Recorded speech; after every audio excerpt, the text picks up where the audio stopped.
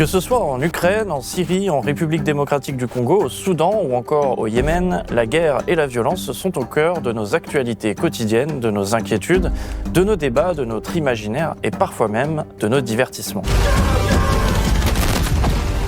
Mais c'est bel et bien par celles et ceux qui les vivent, les couvrent et en rapportent les témoignages que nous pouvons réellement les connaître et surtout les comprendre. Tout cela sans compter une autre réalité bien plus vaste et bien plus essentielle et pourtant toujours délaissée et régulièrement couverte, celle de tout un continent, l'Afrique, dont l'actualité et l'histoire sont encore trop souvent reléguées et encore abandonnées à certains clichés racistes et réflexes coloniaux. Laurent Larcher est grand reporter à La Croix. Depuis plus de 20 ans, il sillonne l'Afrique centrale et les conflits qui traversent ces pays et ces populations.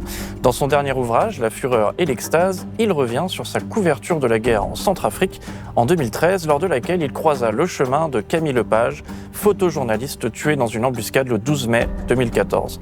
Un conflit méconnu pour un récit fort, violent parfois, qui vient témoigner de l'universalité de la violence par une réflexion littéraire, historique et philosophique pour démonter les préjugés qui feraient de l'Afrique un continent coupé du reste du monde.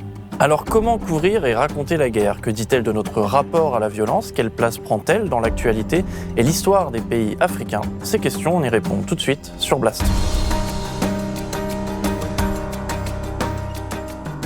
Laurent Larcher, merci d'être avec nous. Vous êtes grand reporter à La Croix, spécialiste de l'Afrique subsaharienne et des conflits en général. Vous êtes l'auteur de plusieurs ouvrages sur le Rwanda et l'auteur de cet ouvrage paru en ce début d'année 2025, La fureur et l'extase. Aux éditions Bayard, vous y faites le récit de votre couverture en 2013 de la Centrafrique. Une question toute simple tout d'abord, pourquoi ce livre ? Il a semblé nécessaire pour moi de mettre en mots et en ordre ce dont j'avais été le témoin.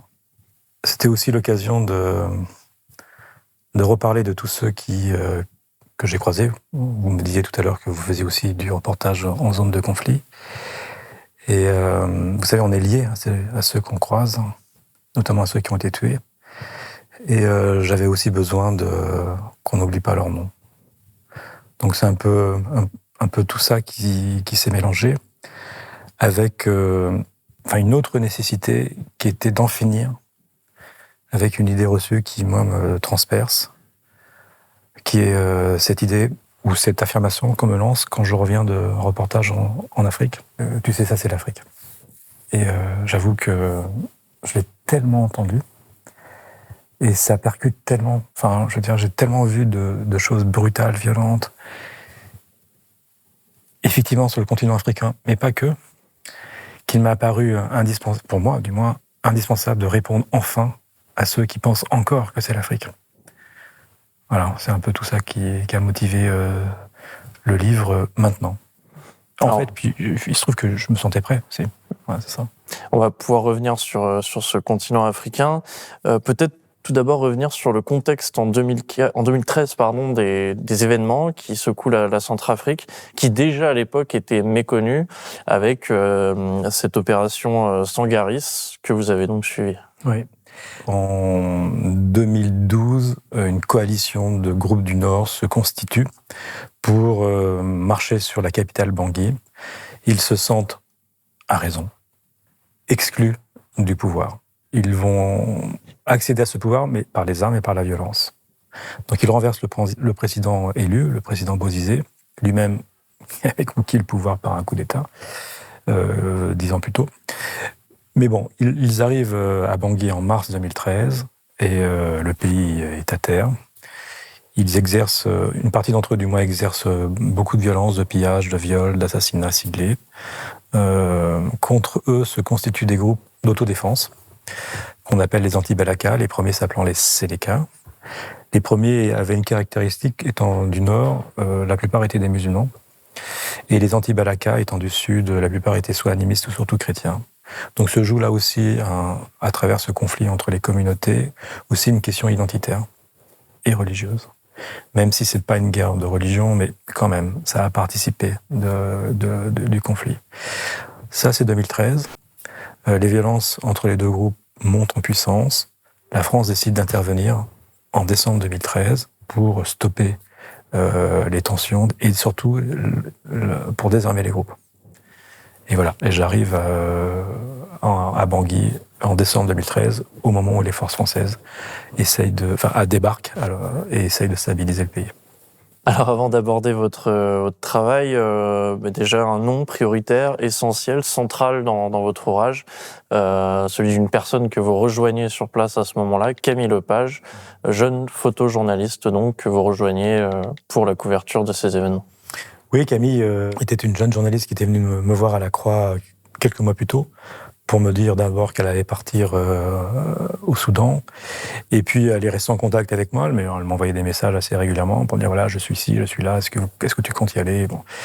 Parce qu'en fait, vous savez, souvent les jeunes journalistes viennent nous voir, je suis un peu plus âgé bien sûr, puis en plus je suis installé dans une rédaction, je fais de la presse écrite, donc des photographes qui viennent, qui démarrent et qui se disent tiens, on peut peut-être s'associer, ce qu'on fait bien volontiers, et c'est ce qu'avait fait Camille avec moi. Et Camille est partie en Centrafrique au mois d'octobre, je crois. Elle aussi constate que ce pays s'effondre. Et je lui dis, écoute, moi je viens en décembre. Et on s'est évidemment, nous avons travaillé ensemble, ou plutôt elle a travaillé pour la Croix avec moi pendant mon séjour de décembre 2013. Donc jeune photographe qui découvre le continent, qui découvre les pays en guerre, et qui va s'immerger dans ce pays, dans cette violence, jusqu'à en mourir, comme vous le savez, quelques mois plus tard. Et donc, j'ai pu lire dans l'une de vos interventions que ce livre, il était fait avec elle et pas forcément pour elle. Bien sûr, elle m'accompagne dans le sens où nous étions proches. Je me suis senti un peu responsable, je ne dirais pas ça, mais lié à elle. Nous avons travaillé ensemble. Nous devions nous revoir en mai, lorsqu'elle a été tuée. Voilà, puis c'est une jeune photographe qui a été tuée dans ce pays, même si évidemment ce n'est pas la seule à avoir été tuée, bien sûr. Mais pour autant, j'ai pas voulu écrire pour elle parce que ça aurait été un peu indécent vis-à-vis de tous ces milliers de personnes qui ont été tuées en Centrafrique.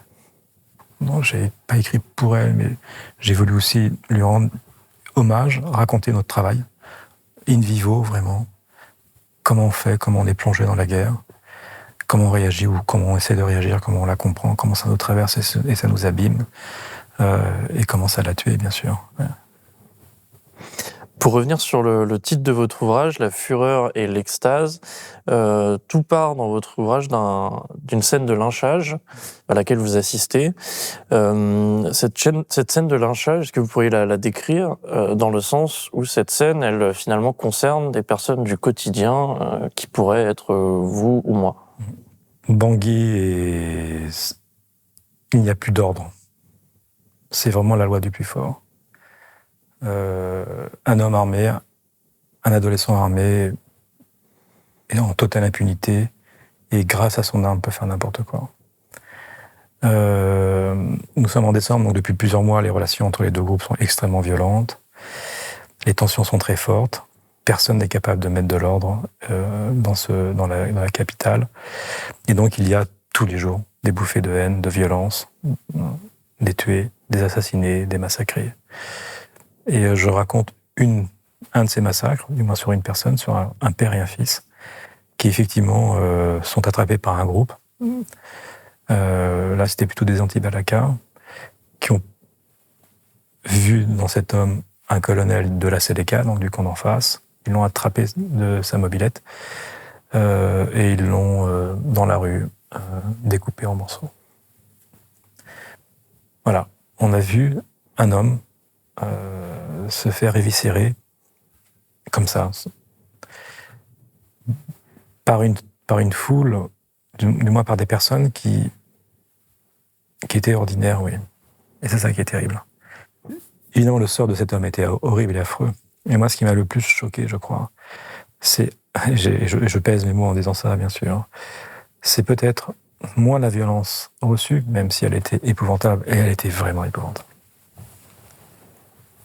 que de voir ces hommes et ces femmes qui allaient au marché, ces adolescents, il y avait de tous les âges, il y avait aussi des personnes âgées, se réunir, foncer, arracher, découper cet homme et son fils dans la joie.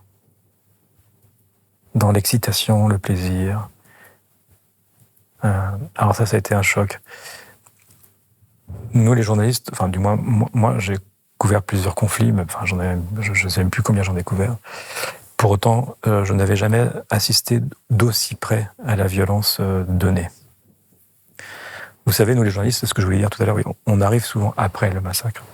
On envoie les traces, on enquête, qu'est-ce qui s'est passé, qui a été la victime, mais on n'assiste pas au massacre. Ou bien quand ça se passe devant nous, en général, les tueurs ne veulent pas qu'on soit là, donc on est caché, on ne voit pas grand-chose, et surtout on a peur qu'ils nous trouvent, parce que là on serait des témoins gênants. Là c'était tout à fait différent.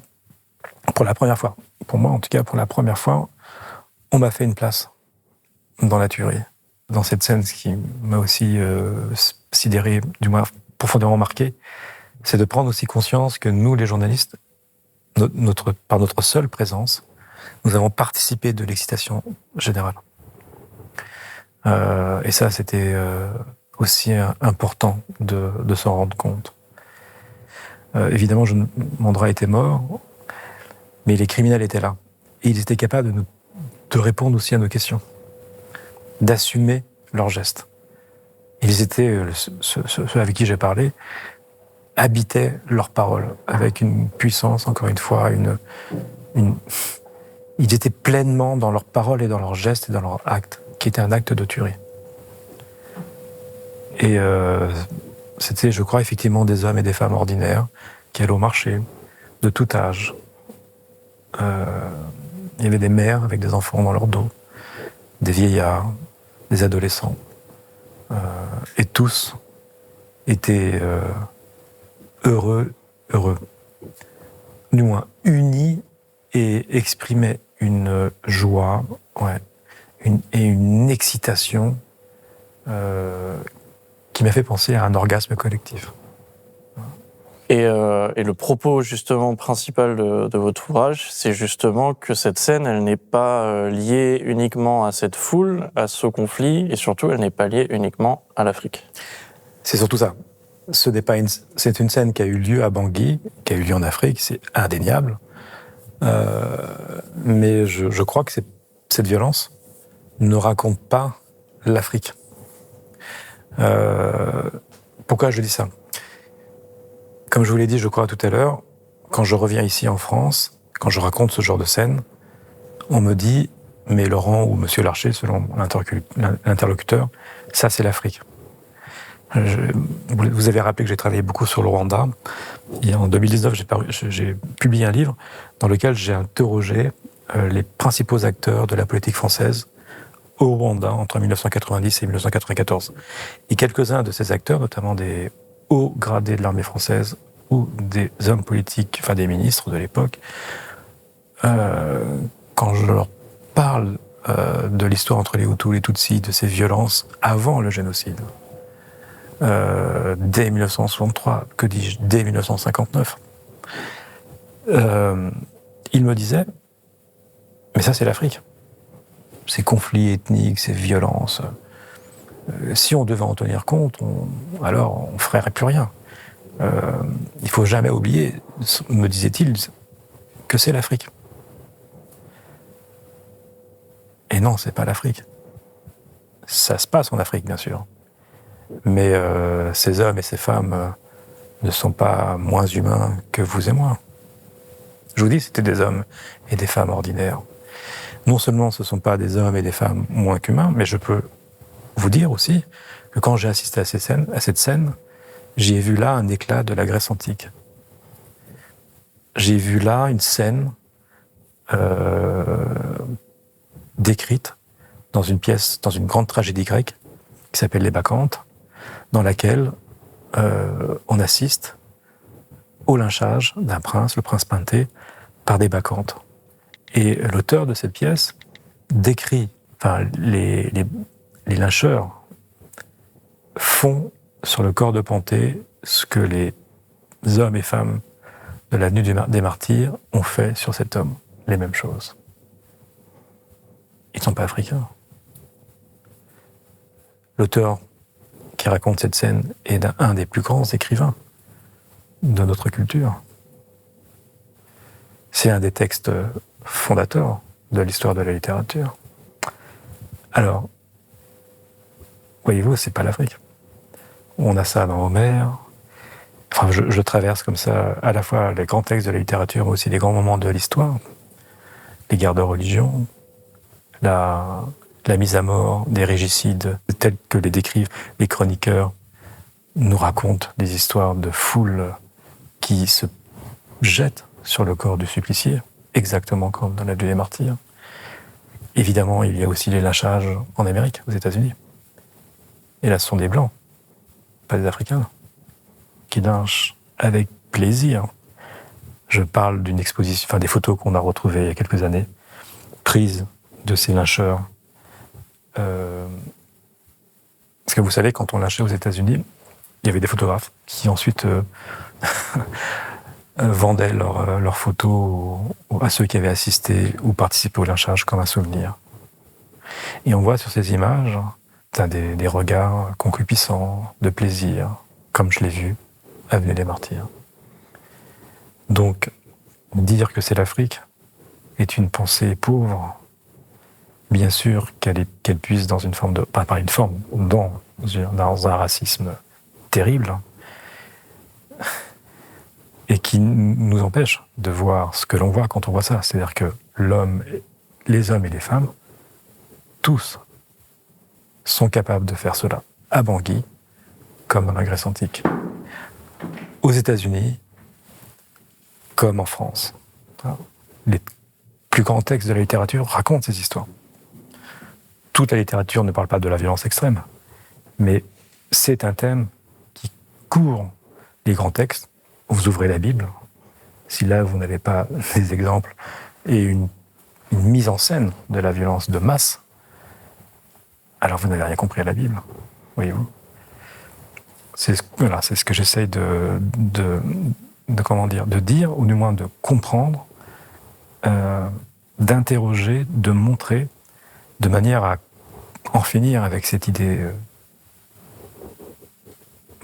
une idée toxique, de dire ça c'est l'Afrique, comme si ça ne nous concernait pas, était le monde de la sauvagerie, des moins humains que nous, ce qui d'ailleurs nous permet de ne pas nous interroger et de ne pas voir ça en nous. Et pourtant, il faut vite le voir, je crois. En tout cas, l'histoire nous le montre, notre histoire à nous, en Occident, est traversée par cette violence. Les textes nous le disent, l'art raconte. Je dis pas qu'elle ne raconte que ça, mais c'est un des thèmes qui traverse aussi la peinture, bien sûr. Voilà.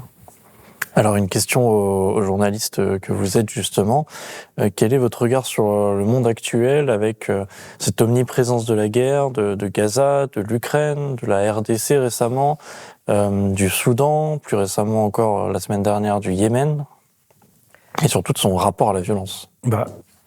Ceci n'est pas étonnant. C'est-à-dire que, je ne dis pas que c'est banal, mais ça participe de notre humanité.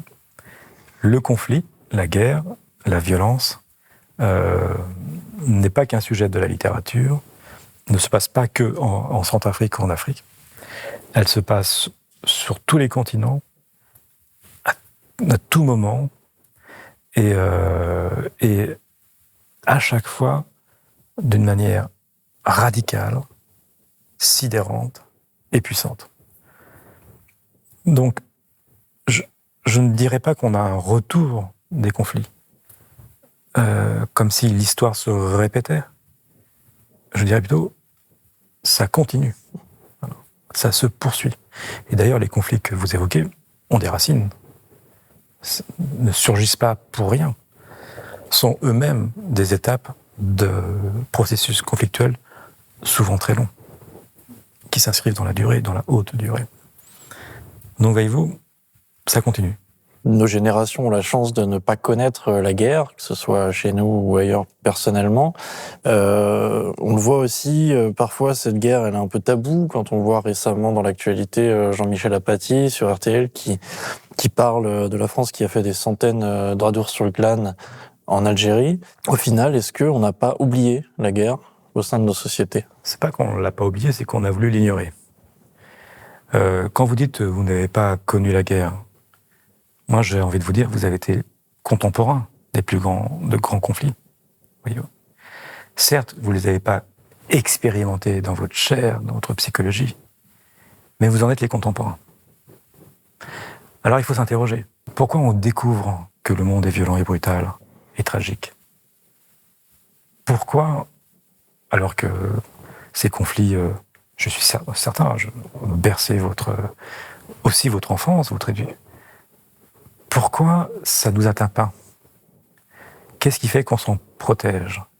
Qu'est-ce qui fait, autrement dit, qu'on ne veut pas savoir?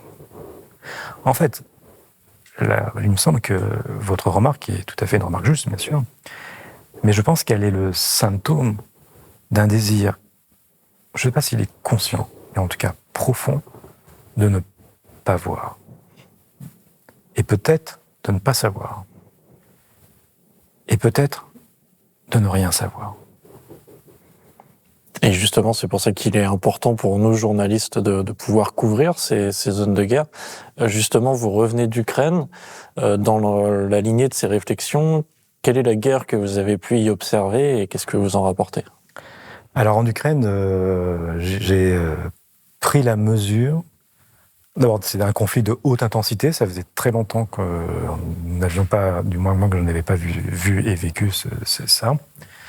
Je l'avais vu, mais en ex-Yougoslavie. Et là, on a à nouveau deux armées, deux pays, deux puissances qui s'affrontent corps à corps, enfin, je veux dire face à face. Mais ce que j'y ai vu de nouveau, si je peux dire, c'est un alliage, un mélange entre la guerre de 14, la guerre de tranchées, avec justement le retour de la tranchée, de la terre, de se protéger en creusant la terre, le corps qui s'enfonce dans la terre, qui s'ensevelit, les positions, c'est une guerre de position. On tient sa position dans des trous, c'est une guerre de trous, telle qu'on l'a pu lire ou étudier sur la guerre de 14. À l'âge des drones. Ça veut dire quoi à l'âge des drones? C'est donc à l'âge de la haute technologie, donc c'est une guerre, je ne sais pas, je dirais pas archaïque, mais ancienne, à l'âge des drones. L'âge de ces robots qui rendent le champ de bataille complètement transparent. Sur la ligne de front, vous êtes nulle part à l'abri. Pendant la guerre de 14, bien sûr que vous n'étiez pas non plus à l'abri, mais par exemple, la guerre de 14, c'est une guerre de bombardement, d'artillerie, comme en Ukraine. Quand vous étiez dans votre tranchée, quand ça tombait autour de vous, c'était aléatoire. Donc les obus des Allemands, enfin de vos adversaires, visaient une zone, mais ne la visaient pas précisément. C'était aléatoire. Là, vous êtes dans votre tranchée, aujourd'hui en Ukraine, et non, vous êtes vu. Et alors, si vous êtes un ou deux, vous pouvez vous en sortir, parce que aller dépenser un missile ou un tir de drone pour un ou deux soldats, c'est pas forcément très, c'est un calcul économique, voyez-vous. Vous êtes 3 ou 4, là, ça devient très très dangereux. D'ailleurs, il n'y a pas d'effet de masse. Ce sont des soldats qui sont isolés sur le front. Ça, c'est très intéressant aussi, impressionnant à voir. Donc voilà, c'est ce mélange d'une guerre old school, si je peux dire, telle qu'on l'a connue en Europe, en plus, c'est tout à fait étonnant. Voyez-vous, il y a 5 ou 6 ans, on célébrait, on commémorait le 100e anniversaire de la fin de la guerre de 14-18, en 1998. Et à ce moment-là, relisons ce qu'on a écrit, on disait, voilà, c'est terminé. C'est un objet d'histoire, voyez-vous. Jamais ça serait ainsi. On est rentré dans l'ère de la guerre asymétrique, etc. Eh bien non. 7 ans plus tard, ou même 5 ans plus tard, parce que 2018, 2022, 4 ans plus tard, ça recommençait au cœur de l'Europe. Et ça, c'est tout à fait saisissant. Avec des problématiques de la guerre de 14. Les rats, le froid, la boue. L'usure et la durée, finalement. Ouais. L'usure, la ligne de front, les allers-retours entre le front et l'arrière, la position, tenir, la solitude, la camaraderie, la mort. Et cette expérience de la violence, comme relatée dans votre ouvrage, que vous avez pu, je crois, ramener de certains soldats qui ont pu vous en parler. Oui, et là aussi, de cette parfois ivresse de la guerre, telle qu'on le voit dans les textes grecs, chez Homère, etc., tel que je l'ai vu en Centrafrique et dans bien d'autres conflits, et tel que sur la ligne de front, cela se déroule.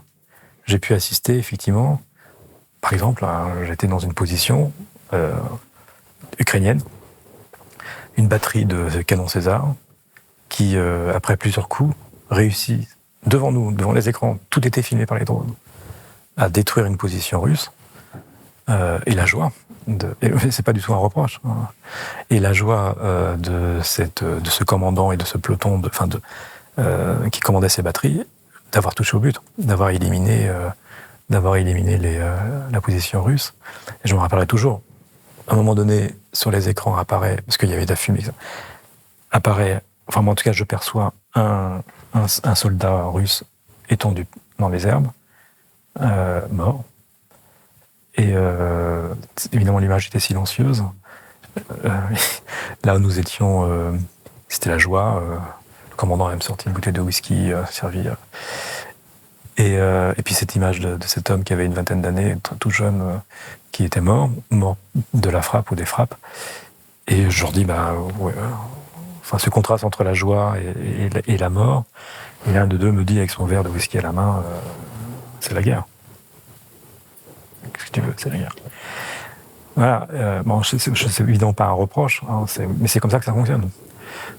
Où ce jeune fantassin que je vois, qui revient de la ligne de front et qui me raconte qu'il a fait... alors c'était très dur, très difficile, bien sûr, hein, ils ne sont pas dans la joie, hein, c'est quand même une guerre. Mais à un moment donné, avec deux de ses camarades, ils ont pu éliminer 2 ou 3 Russes. Ils les ont mitraillés, découpés en morceaux. Et il m'a dit que c'était un souvenir inoubliable. On a été les plus forts cette fois-ci. On les a eus. C'est de la joie, je crois. Pas simplement du soulagement, mais aussi de la joie. Et ça, voyez-vous, c'est en nous. C'est pas des Africains, ce sont des Européens. Mais c'est pas parce qu'ils sont Européens ou Ukrainiens qu'ils sont comme ça. C'est parce que ce sont des hommes. Et on ferait, je pense, la même chose. Et d'où l'importance, encore une fois, de rapporter ces expériences et ces témoignages de zones de guerre. Aujourd'hui, dans le monde du journalisme, des reporters, des photojournalistes, les zones de guerre, c'est encore des zones extrêmement difficiles à couvrir. Alors, non pas des conditions, mais même au sein des rédactions, en ce qui concerne les audiences qui peuvent être irrégulières. Quand on parle, par exemple, du continent africain, là, d'une attention parfois totalement inexistante. Aujourd'hui, c'est difficile encore pour les journalistes expérimentés comme vous ou les plus jeunes de couvrir ces zones. C'est d'abord difficile en soi. Ce sont des zones qui sont extrêmement compliquées, dangereuses bien sûr, où les accès sont difficiles, où il faut beaucoup de moyens, du temps, enfin c'est très très complexe. Mais au-delà de cette complexité qui est propre à la zone, effectivement il y a un enjeu vis-à-vis des médias. Alors c'est plutôt ambivalent. Moi j'observe 2 choses. Il y a à la fois de l'intérêt, mais je le crains, c'est plutôt de l'intérêt comme de l'infospectacle. Parce que la guerre, quand même, c'est photogénique. Ça peut faire des images de folie. Ça peut rendre, le bruit, la fureur, encore une fois, la tristesse, l'émotion, la peur, la mise à mort. Quand elle est filmée, donne des images, ou des histoires qui sont saisissantes. Mais malheureusement, c'est la dimension spectaculaire, vraiment en tant que c'est un spectacle, qui est mis en avant. Et ça réduit, on réduit le propos. C'est-à-dire que ça peut devenir des sujets totalement décontextualisés. D'ailleurs, sur certains médias, on les voit bien, c'est construit toujours plus ou moins de la même manière. Ce sont des images qui se répètent, et que ça soit fait en Syrie, en Irak, en Centrafrique, aujourd'hui en Ukraine.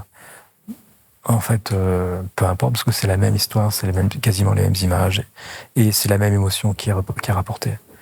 Et c'est totalement décontextualisé. Donc, Mais ça marche, je crois. Ce qui est plus difficile, évidemment, c'est les sujets où on essaie de comprendre. Parce que c'est compliqué. C'est vraiment compliqué. Parce qu'on ne peut pas comprendre comme ça en 2 minutes la Syrie, l'Irak, l'Ukraine ou l'Afrique, ou du moins le Bangui ou le Sahel. Vous parliez tout à l'heure du Soudan. C'est compliqué le Soudan.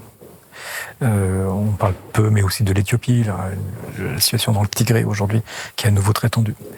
Voyez-vous, et c'est compliqué, c'est vrai. On me l'a souvent dit d'ailleurs. Moi, quand je me souviens, bon, j'étais dans le Kivu en 2012, au moment où la M23 était en train de prendre une partie du territoire du Kivu, du Nord Kivu. Et je m'entends dire au téléphone, donc je passais 48 heures avec eux. Mais c'est compliqué, c'est trop compliqué, c'est trop compliqué. C'est trop compliqué. Ouais. Mais c'est sûr que c'est compliqué. Et ça, on a des résistances, des réticences à rentrer dans le complexe, même dans nos médias. On peut, bien sûr, hein, c'est pas interdit, mais c'est un combat, c'est certain. Parce que c'est compliqué. Ouais, c'est certain. Alors il y a la peur, peut-être aussi de perdre le lecteur, la peur de perdre l'auditeur, bien sûr. Mais c'est peut-être aussi parce qu'on a du mal avec le complexe. C'est qui les bons? C'est qui les méchants? Hein, tu veux pas me raconter ça comme ça? Allez, vite, vite. Alors, les salauds, c'est qui? Ou les responsables, ou les coupables? Alors, quand on commence à être dans une nuance, enfin, bien sûr qu'il y a des salauds et des coupables, hein, il ne s'agit pas de dire qu'à la guerre, tout le monde est égal. Mais pour autant, c'est quand même plus complexe. Les hommes ont des histoires.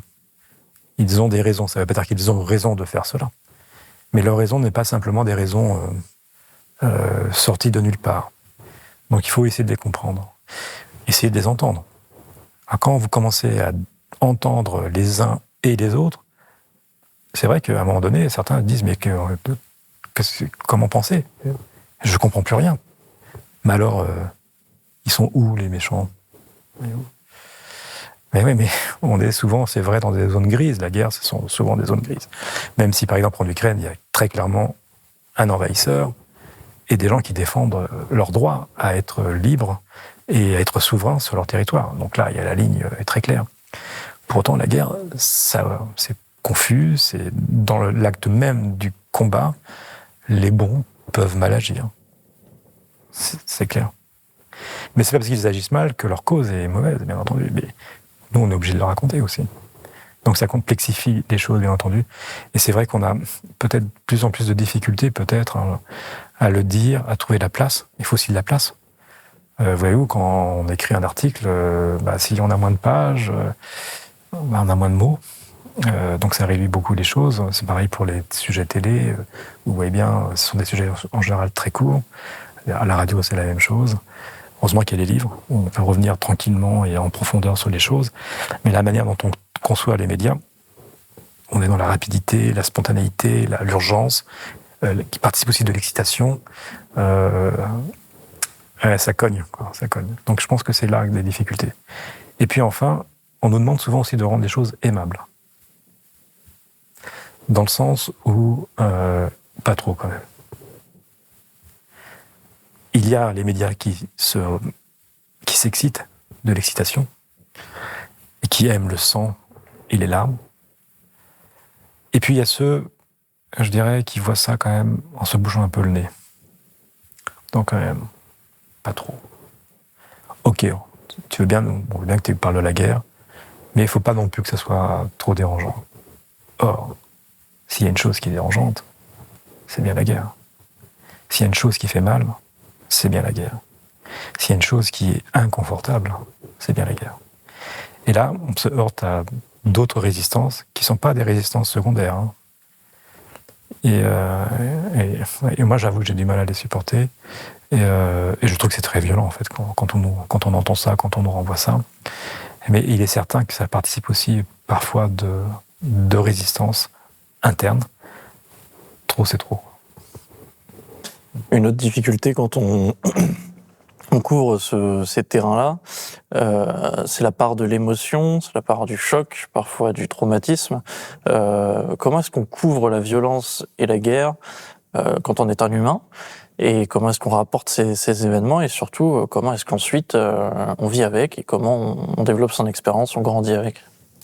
Alors il y a deux choses. Comment on fait, enfin comment on essaye de faire. En principe, on essaye d'être froid, d'être distant, de poser une distance. Ça, c'est le principe et c'est l'objectif, enfin, c'est la démarche intérieure. J'essaye de... Enfin, c'est compliqué parce que la dimension affective de l'émotion, ne pas en avoir, vous passez à côté des hommes et des femmes que vous croisez, de l'intelligence de la situation, je crois. Mais aussi, vous passez à côté de l'incarnation. Vous risquez de tomber dans l'abstraction. Et là, la guerre est en rien abstraite, je crois. Donc ça, c'est une chose. Ensuite, mais il faut quand même s'en protéger, bien sûr. Ça, c'est un jeu difficile, d'un équilibre. Certains sont complètement, parmi mes confrères ou mes consoeurs, réussissent à tout fermer. D'autres sont très ouverts, mais trop. Parce que ça vous entraîne dans des zones qui peuvent aller loin, et trop loin, et d'où vous ne reviendrez plus jamais. Donc voilà, c'est un peu cet équilibre qui n'est pas facile à trouver. Et puis, ce qui est en tout cas sûr, je crois, c'est que quoi que vous fassiez, de toute façon, ça vous atteint. Ça vous traverse, ça vous infecte, ça vous empoisonne. Même si vous n'avez pas forcément vu des choses affreuses ou vécu des choses affreuses, s'approcher de la violence extrême, de la guerre, du conflit, vous plongez dans des ambiances de haine, vous plongez dans des ambiances d'hyper-souffrance, de douleur, de peur, d'effroi, de destruction. Et même si vous n'avez pas une grande sensibilité, vous l'absorbez, bien sûr. Et vous revenez avec. Et ça ne vous quittera jamais, c'est certain. Est-ce que dans l'écriture, pour vous, il y a une part thérapeutique? Et là, je pense du coup directement à votre ouvrage. Vous me parliez tout à l'heure de certains noms, dont celui de Camille Lepage, auquel vous vouliez rendre hommage. Est-ce que ça fait partie de cette expérience-là? Je pense que je l'avais dit, c'était aussi une manière de mettre des mots sur les mots, bien sûr, de mettre de l'ordre dans le chaos. Oui, alors thérapeutique, moi en tout cas, j'ai pas écrit pour me guérir ou pour me soigner ou pour être dans une forme d'acte de résilience, même si dans l'écriture, il y a de ça, bien sûr, c'est certain. C'était en rien mon objectif, mais pour autant, ça a été un des effets. Parce que c'est vrai que poser les choses, même si c'est un peu douloureux ou difficile, de revisiter... Enfin, la difficulté, c'est pas de revisiter, c'est de trouver les mots pour rendre compte au plus juste de ce que vous avez ressenti, vécu, compris. Mais l'effet, c'est la mise en mots vous sort du mot, si je peux dire. Ça, c'est certain. Ça met un peu de distance. Et puis, l'une des difficultés pour nous, je crois, quand on revient, c'est de pas être entendu ou d'être mal entendu. J'aime beaucoup ce que dit Beata Mérès, qui est une rescapée du génocide perpétré contre les Tutsis, l'autrice du Convoi, qui dit dans son livre, et je l'ai entendu, on en a beaucoup discuté, nous les rescapés, ce que nous avons vécu n'était pas indicible. En revanche, c'était inaudible auprès de ceux chez qui nous étions après le génocide, notamment. Elle a été accueillie en France, dans une famille d'accueil. Ce n'est pas indicible, c'est inaudible. Et c'est vrai que c'est extrêmement... Alors, nous, on n'est pas des rescapés d'un génocide, bien sûr. Mais pour autant, on a aussi vécu, perçu, on revient avec des histoires terribles qu'on a envie de partager. Souvent, on se heurte à... On n'a pas envie d'entendre. On ne veut pas entendre. Mais ça, c'est très, très difficile. Je pense que c'est ça le plus difficile. En écrivant, c'est une autre manière de dire aux uns et aux autres, notamment à ceux que j'aime, à ceux avec qui je vis, voyez. Voyez pour savoir. Savoir pour essayer de comprendre. Ne soyez pas ignorants, et je le dis au début du livre, ni ignorants, ni indifférents. Ça nous concerne. Ces histoires sont des histoires d'hommes et de femmes qui sont nos frères et nos sœurs. En humanité, c'est évident pour moi. C'est tellement évident. Ça nous concerne aussi. Et ça, je finirai peut-être là-dessus, enfin, du moins pour répondre à votre question jusqu'au bout, et pour vous expliquer le sens de mon travail. Pourquoi écrire? Pourquoi faire cela? Pourquoi faire du journalisme? Pourquoi essayer de témoigner? Pourquoi revenir encore dans un livre alors que je l'avais déjà écrit en partie dans des reportages, mais là, je reprends le temps. Pourquoi trouver un éditeur et essayer de le convaincre? Pourquoi? Parce que je suis convaincu, mais convaincu, que, enfin, du moins, comme Solon le dit, Solon, vous voyez qui est Solon? Solon est un des grands sages de la Grèce antique, on y revient. Solon disait, enfin, du moins, on lui attribue, si les témoins de l'injustice pouvaient ressentir ce que sentent ou vivent les victimes de l'injustice, alors l'injustice reculerait dans le monde. Ça, j'en suis convaincu. En écrivant, publiant, en revenant, en acceptant votre invitation, j'espère qu'on participe tous les deux à cette mise en lumière de ce que vivent nos contemporains dans le domaine de l'injustice. Et plus nous le savons, plus nous ressentons ce qu'ils vivent, plus je suis absolument convaincu qu'on se met en marche pour lutter contre ce qui les opprime. Voyez-vous? À notre niveau, bien entendu. Mais nous sommes capables de faire reculer cela. Ne pas savoir permet à cela de se perpétuer et de se diffuser. Savoir est un premier obstacle à cette diffusion de la violence, de l'injustice que vivent nos contemporains. Et c'est le premier pas que l'on fait, je crois, pour les sauver. Ça, j'en suis absolument convaincu. Je pense que ce sera la meilleure façon de conclure cet entretien. Un grand merci, Laurent Larcher. Je rappelle que vous êtes grand reporter à la Croix, l'auteur de La Fureur et l'Extase, pour revenir justement sur tous ces enjeux essentiels à notre société. Merci encore. Je vous en prie. Merci d'avoir suivi cet entretien. On vous attend nombreux en réaction dans les commentaires. Et comme toujours, pour soutenir une information indépendante, vous pouvez faire un don ou encore liker et partager la vidéo. Moi, je vous dis à très vite pour de nouvelles actualités sur Blast.